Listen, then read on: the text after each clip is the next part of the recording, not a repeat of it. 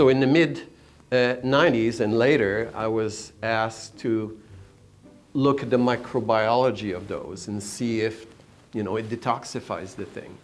And lo and behold, it did.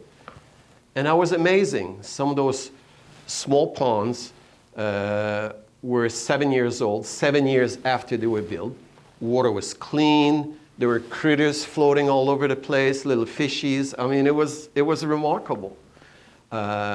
And I could demonstrate, I discovered the bacteria that break down naphthenic acids. I could demonstrate that they're breaking down naphthenic acids. I could demonstrate that they're cleaning up the water. So that was really positive in terms of this water capping scenario.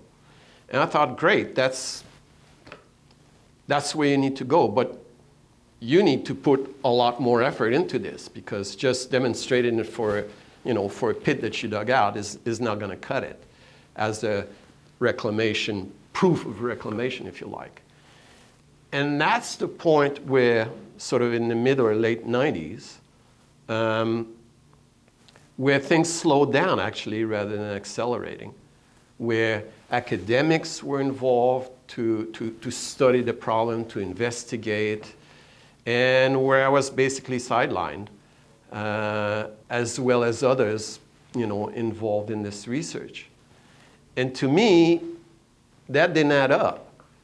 I mean, you're expanding the industry, you're opening new leases more and more, and that was in the late 90s, early 2000, and yet you're slowing down the research to demonstrate reclamation, at least slowing down in relation to the effort that I felt is needed.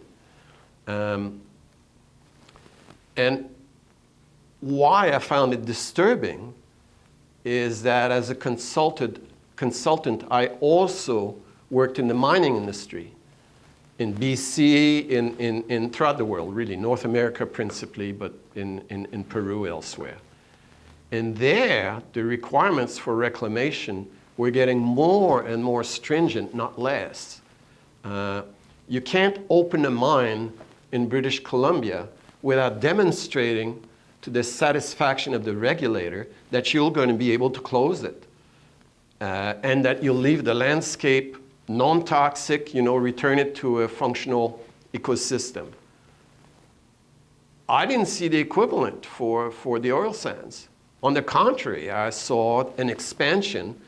There were some efforts, but it was nowhere near the scale that was necessary. And scale is a big issue.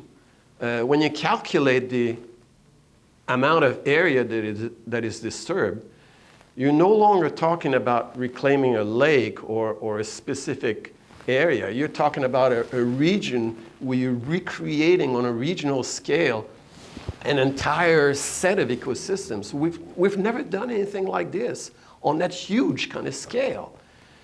And to me, that's a problem. And I thought, why is it that regulators in BC are demanding so much and are so stringent from the mining industry in BC, whereas it's almost feeling like it's being relaxed in Alberta? That, to me, doesn't add up. And you can predict that down the road, it's going to cause a problem. I have no idea how you're going to reclaim these huge areas.